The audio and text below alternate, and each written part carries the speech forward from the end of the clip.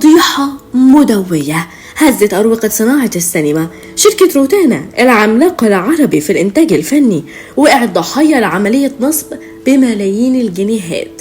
منتج ومخرج اتفقوا على إنتاج فيلم واختفوا بالفلوس بعد تغيير اسم الفيلم وباعوه لشركة تانية. لما تم القبض على واحد من المتهمين قدام غرفة صناعة السينما لتنكشف واحدة من أخطر عمليات الاحتيال اللي حصلت في الوسط الفني مؤخرا.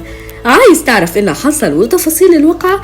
خليك معايا واسمع الفيديو ده. قصة النصب اللي هزت صناعة السينما في مصر بدأت لما شركة روتانا اللي كلنا عارفين انها واحدة من اكبر شركات الانتاج في الوطن العربي اتفقت مع منتج ومخرج على انتاج فيلم اسمه عايزين بابا وماما بطولة بيومي فؤاد. روتانا دفعت مبلغ كبير جدا حوالي 270 ألف دولار، يعني تقريبا 15 مليون جنيه علشان ينتجوا الفيلم ده. لكن اللي حصل كان مفاجأة كبيرة. بعد ما المنتج اللي اسمه وليد وصديقه المخرج استلموا الفلوس قرروا يعملوا حاجة مريبة جدا. بدل ما ينفذوا الفيلم باسم عايزين بابا وماما غيروا اسمه لسنة أولى خطف وباعوا لشركة إنتاج تانية بمبلغ كبير، وده خلى روتانا تتعرض لخسارة فادحة. طيب روتانا اكتشفت النصب ازاي؟ القصة اتكشفت لما واحد من ضحايا المنتجين دول اللي كان برضه دفع فلوس عشان يشارك في إنتاج الفيلم قدر يمسك المنتج قدام غرفة صناعة السينما في كورنيش النيل، وعلى طول اتدخلت الشرطة وتم تحرير محضر بالواقعة. بعد كده جهات التحقيق في بولاق أبو العيلة أمرت بسرعة ضبط وإحضار المتهمين علشان يحققوا في البلاغ اللي قدمته روتانا. طب إيه تفاصيل النصب؟ التحقيقات وضحت إن المنتج والمخرج كانوا مقدمين لروتانا سيناريو فيلم اسمه عايزين بابا وماما، وكان مسجل في الرقابة على المصنفات الفنية وحتى العقود اتعملت وكانت كل حاجة ماشية بشكل رسمي. روتانا دفعت 600 ألف دولار عشان يشملوا تكلفة الإنتاج وأجور الممثلين وحق استغلال الفيلم لمدة 50 سنة.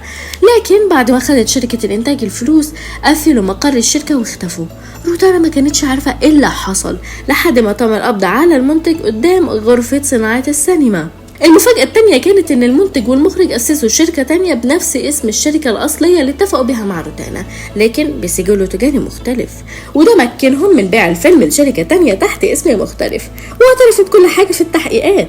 وبعد كده تعمل صلح واتدفع كفالة 100 ألف جنيه علشان يخرجوا. كمان جهة التحقيق استدعت مسؤولين من وزارة الثقافة عشان يعرفوا ازاي يتغير اسم الفيلم. اتضح ان المتهمين جابوا مؤلف انتحل شخصية كاتب السيناريو الاصلي وكتب اسمه على الفيلم مقابل مبلغ بسيط، واثناء التحقيق اتضح ان كل العناوين اللي قدموها في الاوراق كانت وهمية. لحد النهاردة لسه القضية ما خلصتش، والنيابة أمرت بسرعة ضبط وإحضار المتهمين المنتج والمخرج علشان يكملوا التحقيقات. لكن القصة دي فضحت طرق النصب الجديدة في صناعة السينما.